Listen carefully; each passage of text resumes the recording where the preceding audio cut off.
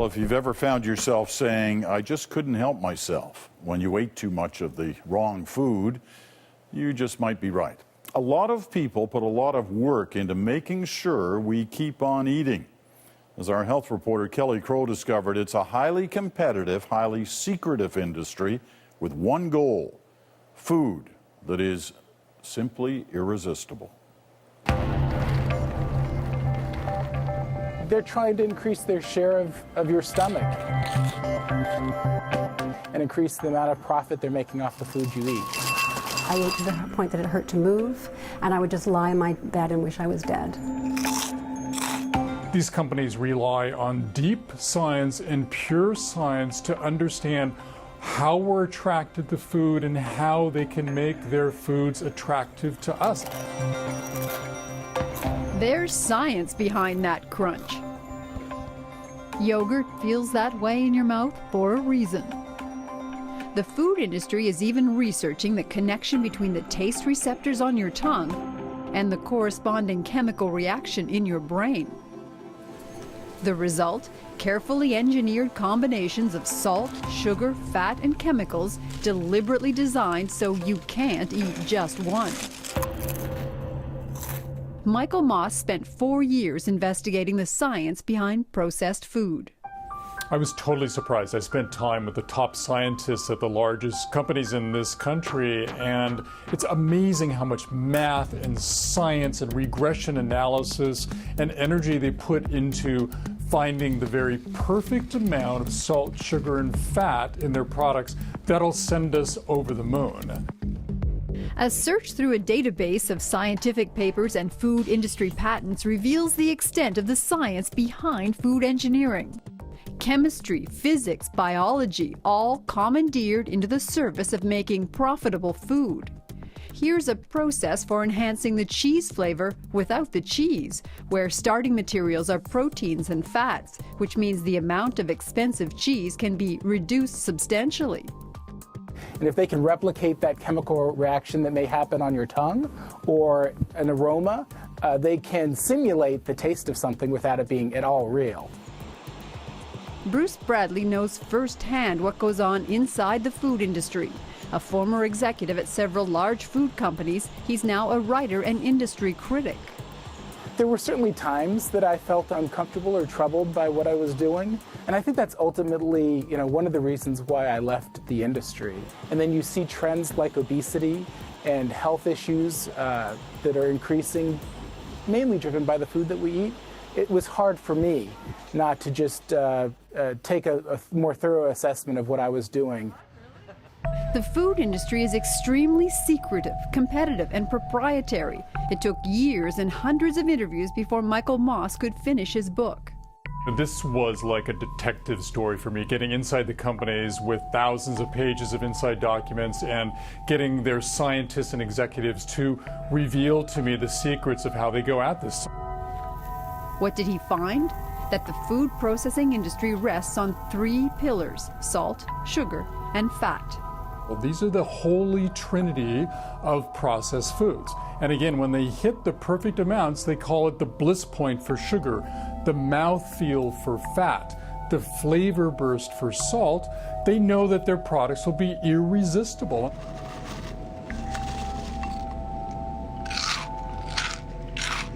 Salt, sugar, and fat in combinations nature never intended. And increasingly, scientists agree there is evidence that these highly palatable foods can be addictive. Yeah, well, for me, I'll be spooning or reaching or whatever, and I'll be thinking, I've got to stop, I've got to stop, I've got to stop, and I just don't stop. Her name is Pat, and she's a food addict. I was desperate when I was a food addict. It was really, really devastating, and I felt powerless and ashamed, and it was horrible. Her kitchen is a battleground. Every meal a challenge to remember that for her, even a taste of sugar can set her back. Seeing food will trigger it. Advertising for food will trigger it. These foods are so addictive, so appealing. Every cookie is crammed with joy. There are many food addicts who say that long after the food stopped causing us joy, long after it started causing us misery, we still couldn't stop. How about one of those chips? Just one. So it becomes hardwired, and it's very hard to overcome. Bet you can't eat just one. And while the industry hates the word addiction more than any other word, the fact of the matter is that their research has shown them that when they hit the very perfect amounts of each of those ingredients, they'll send us over the moon. And their products will fly off the shelf, we'll eat more, we'll buy more, and as they are companies, they will make more money. We're activating those limbic structures. Francis McGlone is a neuroscientist. Brain system. As part of a BBC program, he put a British chef into a brain imaging machine and fed him chili. Every 38 seconds, Ashley had a drop of chili oil squirted on his tongue. And watched as the heat from the chili peppers triggered a release of feel-good chemicals in the brain. The consequence of that low level of pain is that it floods the brain with its own natural opiates. Francis McGlone was a pioneer, one of the first neuroscientists to work in the food industry. He spent 10 years doing neuroscience for Unilever, one of the world's largest food companies. As a basic neuroscientist, I was able to look at the mechanisms that basically drove preference for various types of food. Using neuroscience, Unilever made headlines with this finding: ice cream tickles the brain. Just one spoonful lights up the happy zones of the brain in clinical trials, the company reported.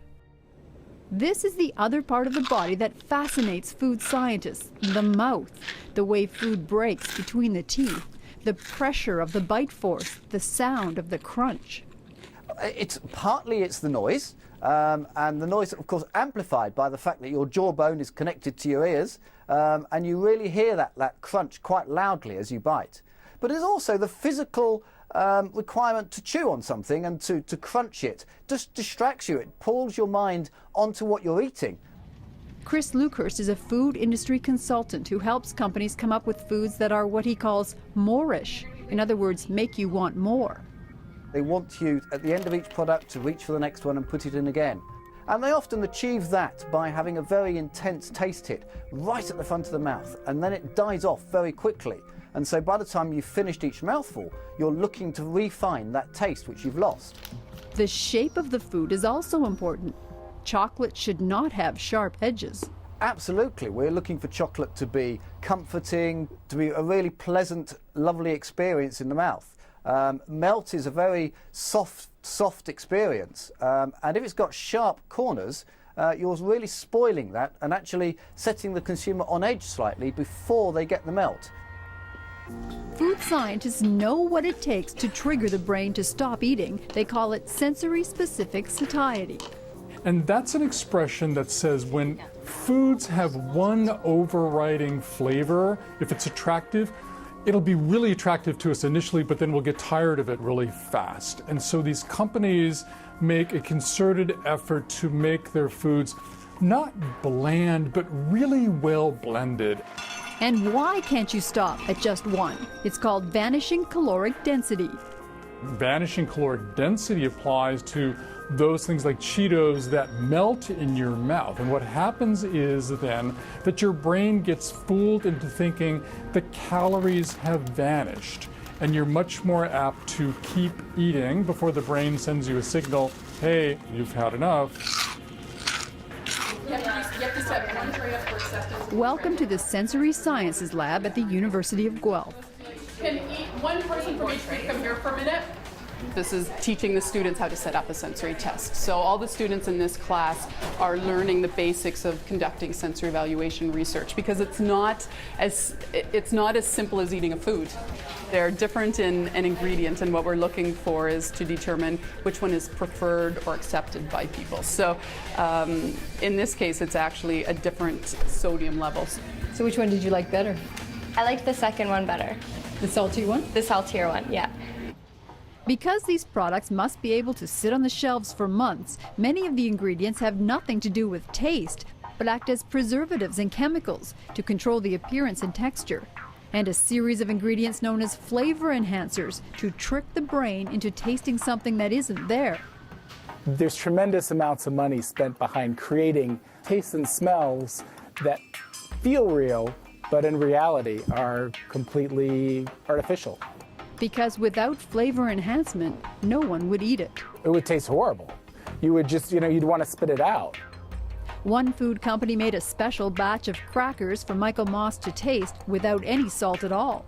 It was a god-awful experience tasting those things. Normally, I can eat Cheez-Its all day long, but the Cheez-Its without the salt, I couldn't even swallow them. They stuck to the roof of my mouth.